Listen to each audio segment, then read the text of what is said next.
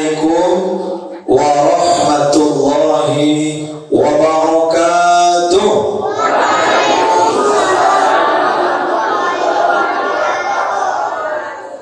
Innal hamdalillah nahmaduhu wa nasta'inuhu wa nastaghfiruh wa na'udzu billahi min shururi anfusina wa min sayyiati a'malina.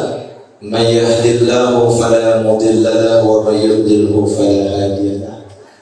Ashhadu an la ilaha illallah wahdahu la syarika lah wa ashhadu anna Muhammadan 'abduhu wa rasuluh la nabiyya ba'da amma ba'du. Bapak Ibu yang kami muliakan, hadirin hadirat yang dirahmati Allah, maka pada kajian kita malam hari ini kita beri judul orang-orang yang sombong dalam Al-Quran. Bapak Ibu ketahuilah, di dalam Al-Quran itu Allah menyampaikan wahyunya berisi berbagai hal. Al-Quran itu berisi tentang akidah. Al-Quran itu berisi tentang muamalah. Al-Quran itu berisi tentang petunjuk. Al-Quran itu berisi tentang ketentuan hidup berkeluarga, bernegara. Al-Quran itu berisi tentang kisah-kisah terdahulu. Yang menjadi kajian kita pada hari ini adalah kita mencoba mengkaji aspek Al-Quran dalam sisi kisah-kisah terdahulu yang menunjukkan bagaimana perilaku orang-orang yang sombong yang diceritakan di dalam Al-Quran. Kalau kita berbicara sombong, Bapak Ibu, apa itu sombong? Rasul menyampaikan batalul haq wa ghamtun nas. Itulah orang yang sombong, Bapak Ibu. Apa itu batalul haq? Orang yang tidak mau menerima kebenaran. Wa ghamtun nas, orang yang merendahkan manusia yang lain. Orang yang menganggap dirinya lah yang lebih.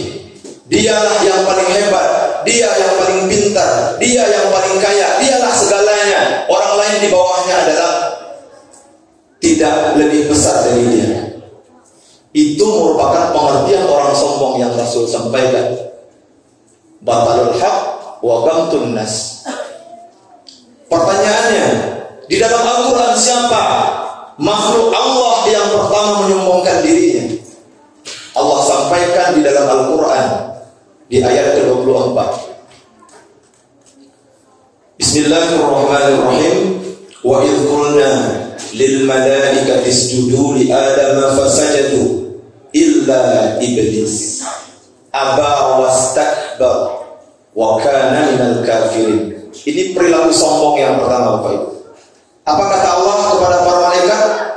Wa idh qulna lil malaikati isjudu, wahai para malaikat, sujudlah kamu kepada Adam.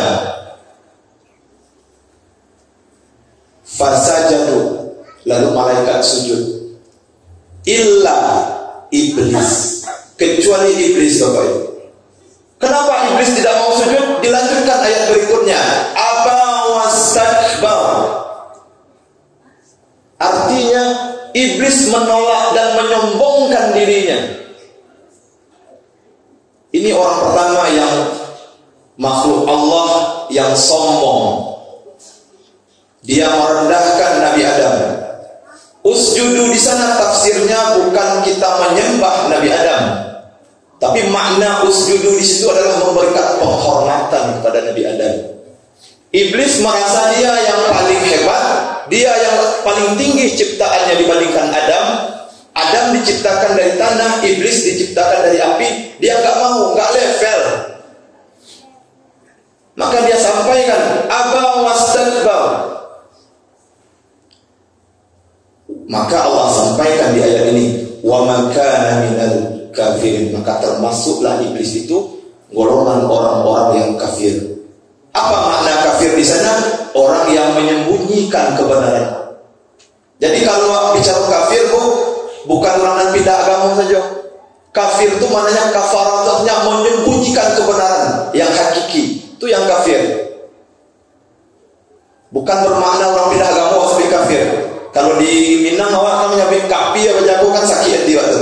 Padahal kafir di sana maknanya menyembunyikan kebenaran. Lalu Allah tanya lagi kepada iblis, di surat Al-A'raf ayat 12. Apa bunyinya? Qala manaka alla tasjuda id amartu. Allah tak puas dengan jawaban iblis, Bapak Ibu. Allah tanya, qala ma manaka alla tasjuda id amartu. Wahai iblis, apa yang membuat engkau enggan, engkau tidak mau ketika aku menyuruh kamu sujud? Jawaban iblis itu, qala ana khairum minhu. Ini yang berbahaya, Bapak Ibu. Inilah yang disebut dengan waqamtun nas. Qala ana khairum minhu. Ambo lebih baik daripada dia. Di ayat berikutnya, khalaqtani min nar. Aku diciptakan dari api. Wa khalaqtahu min tin. Dan dia diciptakan dari tanah. Api masa memberikan penghormatan kepada tanah? Itu mustahil. Maka di ayat 13-nya Allah sampaikan, langsung Allah cap iblis ini keluar dari surga, Bapak Ibu. Ini perilaku orang yang sombong pertama yang harus kita hindari. Ini versi Al-Quran, bukan aku mengarang-arang. Kemudian pertanyaan berikutnya, apa sebenarnya yang membuat seseorang itu bisa sombong? Para ulama mayoritas ada 4 hal yang membuat kita bertambah tingkat kesombongan seseorang. Yang pertama, ziyadatul mal, bertambahnya harta. Kalau harta, Bapak Ibu, bertambahnya secara otomatis, kalau iman tidak kuat, kalau iman tidak bisa menjadi kontrol, maka harta ini akan membuat karakter wak berubah. Karakter wak akan menjadi karakter orang yang sensitif. Contohnya, kok pai dari rumah takui pintu tidak terkunci, berangkas takui alun tak kunci jokode, ditinggalkan beko hilang onda, hilang moto. Perilaku was-was itu akan selalu dibisikkan oleh iblis dan setan, Bapak Ibu. Sehingga awak takut merasa kehilangan harta. Kok bayu fa awak sediko? Anda dimakan beko. Ketika memberi ada perasaan takut. Itulah yang dicontohkan oleh si Qarun. Kalau kita berbicara kaya, Bapak Ibu, belum ada satupun manusia di atas muka bumi ini yang bisa mengalahkan hartanya si Qarun. Belum ada satupun. Qarun itu sampai-sampai, Bapak Ibu, kalau Bapak Ibu pai karimbo, pai kapara, pai kaladang, basuh harato di dalam tanah, apa Ibu sabui? Harta Qarun. Begitu banyaknya harta Qarun itu, Bapak Ibu. Di dalam riwayat disebutkan harta Qarun itu tidak terhitung jumlahnya, saking banyaknya, tidak ada tampiknya lalu di Bapak Ibu. Di mana letakkan hartanya? Di bawah tanah rumah, simpan betul-betul. Ketika Nabi Musa memerintahkan perintah untuk mengeluarkan haknya, di sana ada zakatnya, dia nggak mau. Kok harta pancarian nambo, bukan untuk dia hadiah saya. Kok nak sukses bakal jo, kok nak jadi orang elok-elok, sungguh-sungguh bakal jo. Jangan awak sama posisi Qarun. Jadi seseorang itu berubah jadi perilaku sombong kalau makin bertambah hartanya. Seharusnya dengan harta yang banyak kita bisa berinvestasi. Apa bentuk investasi akhirat awak?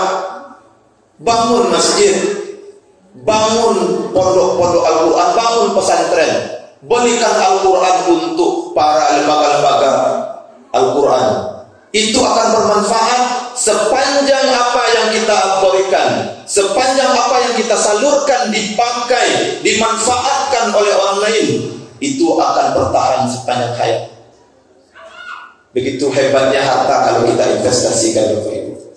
Jangan karunia sewa pikiran gini. Iduitku ado masuk bateh, Bapak Ibu.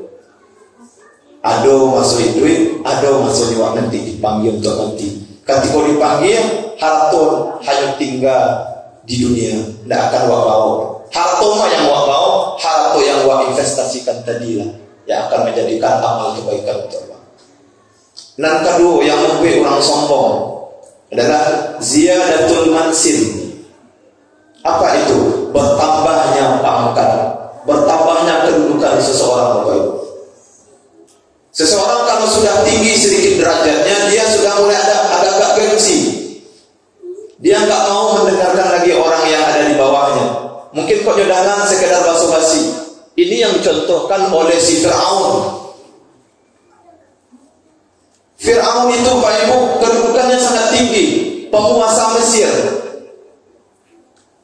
Bahkan saking tingginya kedudukannya, dia menganggap dirinya adalah Tuhan yang harus disembah. Rakyat Mesir itu wajib menyembah Fir'aun. Kalau tidak menyembah kepada Fir'aun, dianggap sebagai pengkhianat, dibunuh.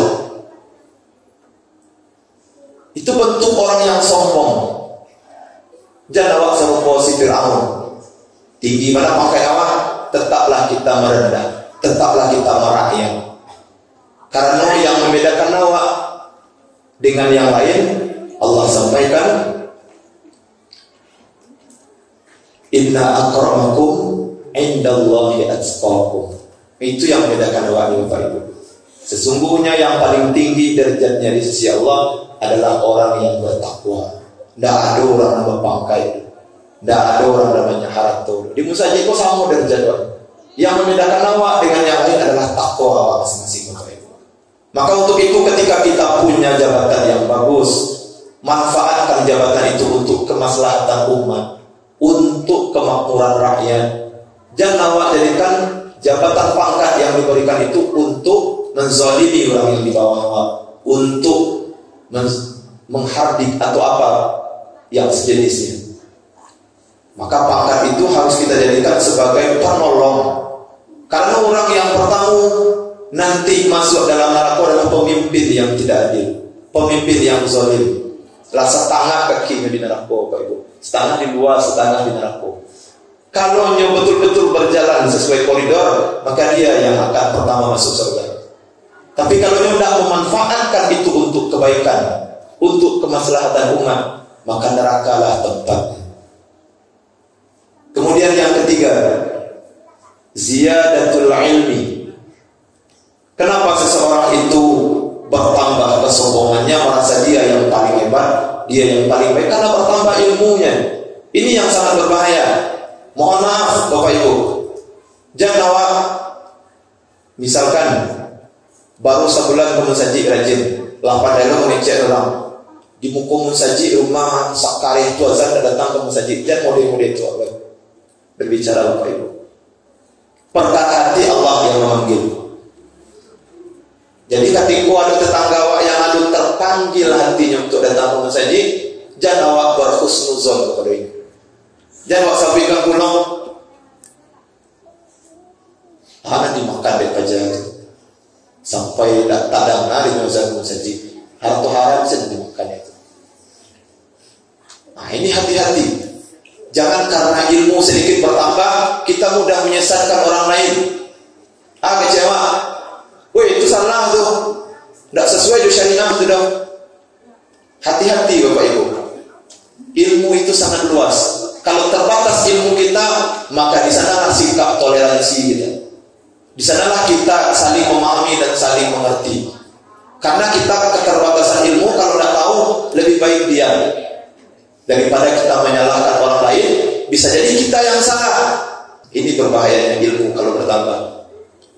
Yang terakhir, yang paling berbahaya, ziyadatut ta'ah, bertambahnya ketaatan seseorang. Ini yang sangat luar biasa, yang sangat dikhawatirkan Bapak Ibu. Kalau seseorang sudah taat bertahun-tahun, rajin ke masjid, Al-Quran sudah puluhan kali dia khatamkan, naik haji, pergi umrah,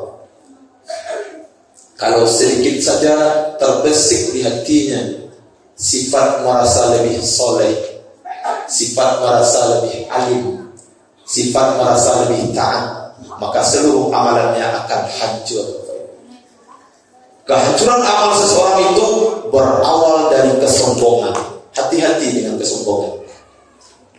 Rajin mana awak puasa tapi ada sifat sombong, puasa ambo yang paling lancar. Pagi ambo salat sunat syurum, dilanjutkan duha, mengaji ambo sehari sajus. Malam sesudah tarawih lalu witir, tahajud, mengaji lo balik sampai sahur. Luar biasa. Tapi terbersih di sana sifat menyombongkan diri. Hancur semua amal ibadah kita. Percuma kita beribadah. Maka ini yang sangat dikhawatirkan oleh para ulama. Ziyadatut ta'ah, bertambahnya ketaatan seseorang. Jadi 4 hal ini yang harus kita coba mengontrolnya. Boleh kaya kuliah, boleh bertambah ilmu kuliah, boleh bertambah pakai kuliah, boleh bertambah ketaatan kuliah. Bagaimana cara mengontrolnya? Di sanalah fungsi iman seseorang. Iman kalau rancang akan lahir sifat ihsan. Ada nama anak buah ihsan semua. Nah, itu hebat orang tuanya dia nama. Ihsan itu adalah dia berprasangka, dia menganggap seolah-olah Allah sedang memperhatikannya, Allah senantiasa mengawasinya. Itu sifat ihsan Bapak Ibu. Istilah awalnya 3 tunggu sejalanan: Islam, iman, ihsan. Islam apa semua? Iman, kepercayaan wa. Islam dan iman ini berbuahlah ihsan. Ihsan ko yang harus ada dalam diri wa. Sifat Allah selalu mengawasi Bapak Ibu. Kalau ada terbersih sifat merasa labiah, sifat merasa hebat, sifat merasa taat, sifat merasa lebih berilmu, cepat-cepat beristighfar kepada Allah. Karena istighfar itu yang akan menghapus dosa-dosa.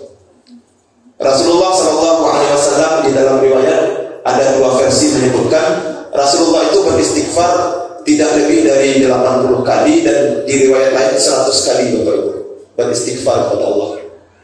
Rasulullah itu maksum. Maksum di sini artinya terjaga dari dosa Bapak Ibu. Rasulullah tidak berdosa. Tak sama jawab dah.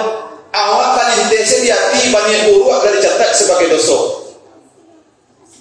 Rasulullah terbebas dari dosa. Itu yang disebut dengan sifat maksumnya Rasulullah. Kita bukan Nabi, kita bukan Rasul. Awak banyak dosa Bapak Ibu. Maka untuk mengontrol perbuatan awak agar terhindar dari dosa tadi, tanamkanlah sifat ihsan dalam diri awak. Karena wallahu sami'un basirun. Allah Maha mendengar, Allah Maha mendengar. Sifat kita sebagai hamba, sifat kita sebagai hamba, sami'na wa ata'na. Awak dengar, awak taati. Nah, itu sifat seorang hamba yang hakiki Bapak Ibu. Nyodanga firman-firman Allah, nyempelajari, maka dia taati. Maka insya Allah akan hadirlah sebuah benteng dalam diri awak untuk bisa menfilter perilaku-perilaku awak agar terhindar dari sifat-sifat sombong dan nampik tadi. Mohon maaf Bapak Ibu, mungkin yang dapat aku sampaikan. Jadi kuncinya kenapa seseorang itu sombong, karena 4 hal. Yang pertama, ziyadatul mal, bertambahnya harta seseorang. Ziyadatul mansib, bertambahnya pangkat seseorang. Ziyadatul ilmi, bertambahnya ilmu seseorang. Ziyadatul ta'ah, bertambahnya ketaatan seseorang. 4 hal ini boleh kita tingkatkan, boleh, tapi kontrollah dengan iman yang bagus. Insya Allah itu akan menghadirkan ketakwaan yang jauh lebih tinggi di sisi Allah Subhanahu wa Ta'ala. Mohon maaf, akhirul kalam. Assalamualaikum warahmatullahi wabarakatuh.